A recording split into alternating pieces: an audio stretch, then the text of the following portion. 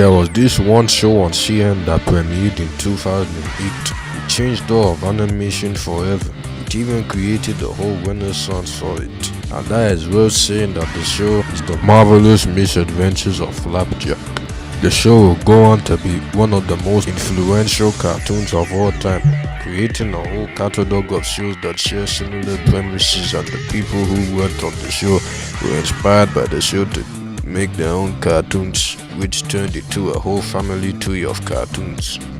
This was a great sign for the animation industry, as it pumped out some of the best cartoons to ever exist, making it a revolutionary moment in animation history.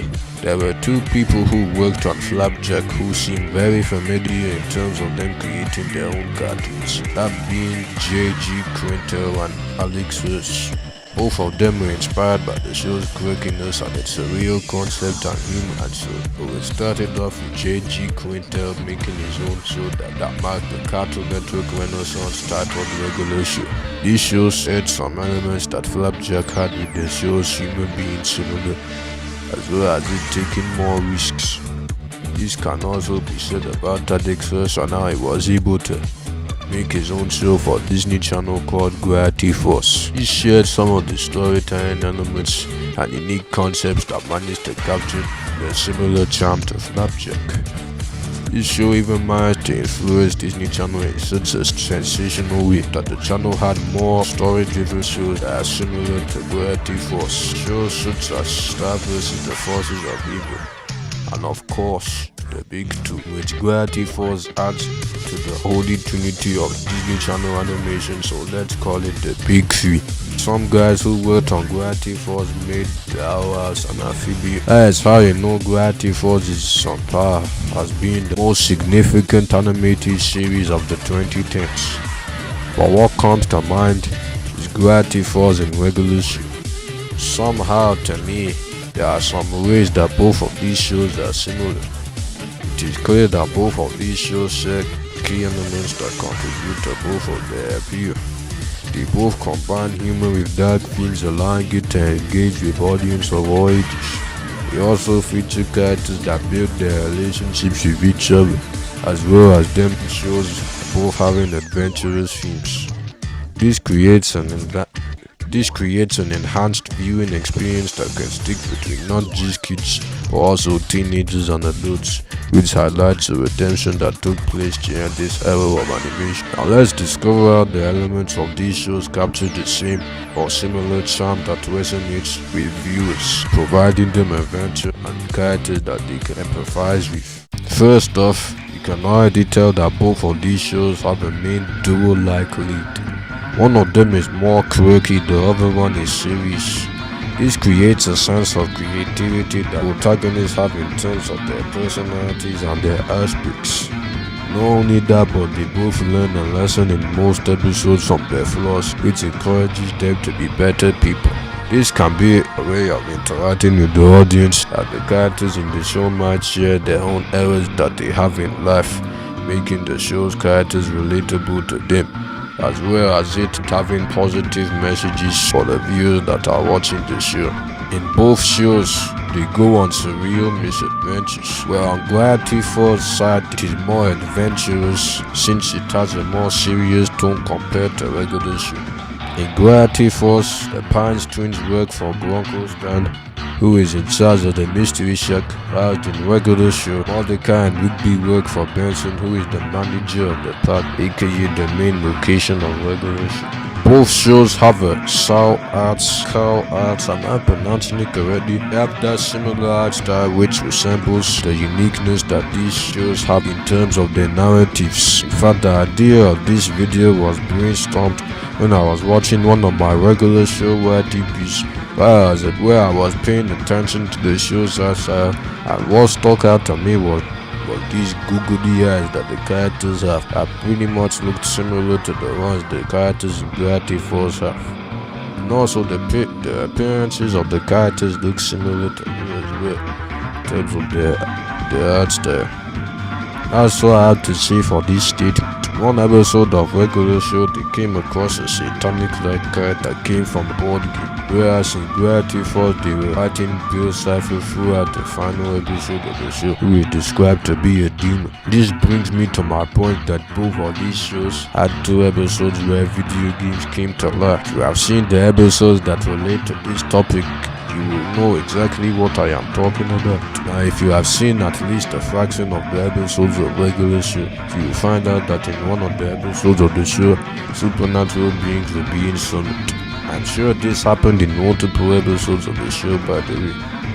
This brings me to the narrative of Gravity Falls, and it actually connects to the fact that that show obviously also has supernatural beings that pop out of nowhere. This adds a lot of tension into both of their scenes in terms of how they both share similar dark themes. In addition, both of these shows go away with so many risks, including the said dark themes that you may not see in the average kids show. Yeah, I already mentioned that, so I should move on to the next piece of evidence that I have for this point, I guess. Like, both of these shows literally have subtle jokes that will fly over kids' heads. You want to break a record, Ford? You already got it for world's nerdiest old man. Hey, at least I'm not all keyed up to watch a kid's show. I'll have you know that Gravity Falls and Regular show have had a lot of humor that go over kids' heads. At one point of Gravity Falls, Candy had a crush on Dip. Meanwhile, in regular show, CJ had a crush on Mordecai, which cheated on her in one part of the show just for Margaret. Caught in 4K moment, only for him to break up with Margaret. Blue Jay fumbles the bag. How sad. It reinforces the idea that Dipper had a crush on Wendy until she revealed to him that she is too old for him since she is 15 and Dipper is 12. Technically, Dipper was cheating on Candy, but that wasn't the case since Candy did not admit to having a crush on Dipper until later in season 2, or maybe that the show has some continuity error since the episode that Candy had a crush on Dipper was originally going to be a season 1 episode. I don't know, I'm probably just waffling at this point. Speaking of CJ, she shares the same voice actor as Wendy from Gravity Falls, which I was surprised when I found out about this since I didn't recognize her voice when I was watching regular show during my childhood, which the last time I watched the show was in like 2020 or 2021. That time I still didn't recognize Linda Cardellini, the voice actor of both Wendy and CJ's voice, until August of this year when I discovered the similarities of Gravity Falls and regular show, which she voice acted as Hot Dog Water in Scooby-Doo Mystery Incorporated. Oh my god, I'm about to act so quickly now. I almost forgot to mention that both the main protagonists in respective shows drive a golf cart, both which encapsulate the comedic approach that both of these shows have in common and the amount of quirkiness that these shows have in terms of their identity. In addition to this, there is one episode of regular show where it shows a hat that says, "I'm excellent." This hat looks almost identical to Dipper's hat in Gravity Falls, but it's not really quite the same since this episode of regular show was released a few months before Gravity Falls even came out.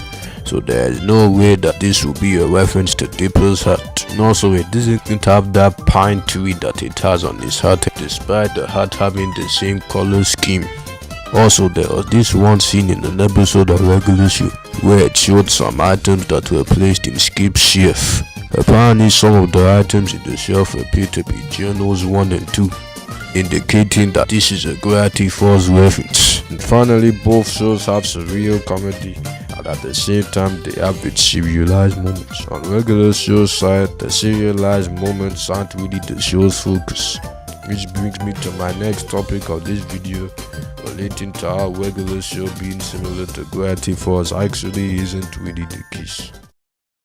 Although regular show and Gravity Falls share a vast amount of similarities, it still doesn't change the fact that both of these shows are not similar in general. Both of these shows have different plots and concepts, in which regular show went for a more comedic approach while Gravity Falls was more on the storytelling side of things. Especially since Gravity Falls has a more mysterious tone compared to regular show's absurdity of surreal humor. On the plot side of things, Gravity Falls has a more overarching plot, but regular show's plot-focused episodes are only in a few standalone episodes that have a bare amount of continuity. Why even need to say more? Like, I don't even need to identify so many differences since it is already clear to you guys. Watching this pointless video that was only made out of someone's curious mindset. You curious? I like curious jaws. Regular show is more on the SpongeBob side of things, with them having these day-to-day settings that have room for its relatable moments, as well as both shows having the same 11-minute episode format. And yeah, both of these shows are more focused on, the comedic approach anyway. Additionally, both of these shows are more on the goofy side, with its humor being absurd and surreal at its finest, with a bunch of shenanigans on the road. Even though Gravity Falls has some of these moments, it's not really that high on a level of silliness compared to both of these shows. Whether or not if Regular Show is a similar show to Gravity Falls, it's pretty much debatable. Although both of these shows share the same dark themes and they both have a similar type of humor, both of these shows still don't match in the same category of cartoons. All of that is what makes both of these shows unique in reflection of animation in the 2010s era. We all know that both of these shows gained positive reception. We all know that both of these shows managed to be the most popular shows on each of their channel that they were broadcasting. We all know that both of these shows are masterpieces, and that is what all matters. If you like this video, give this video a like, comment and share this with your friends. They might be interested in what I have to say about the show that they like, and how these shows I covered in this video are similar to a small extent. If you want to see more videos like this, go ahead and click the subscribe button and the notification bell so you don't miss out on the latest uploads. And always remember that reality is depression, the universe's purpose is by Bleach. Bye. I'm just kidding with you guys, but this is now the slogan for my channel. As you have seen that I have a new OC for my channel, so I guess it makes sense for me to make a slogan so it can help define the tone and theme of my content. This way you know what to expect and connect with this unique vibe that I would have for my channel. Whether we're jumping into over analysis of random TV shows and random discussions about them, or just having a bit of fun, just freaking around, I want you to feel at home here. Stay safe, guys.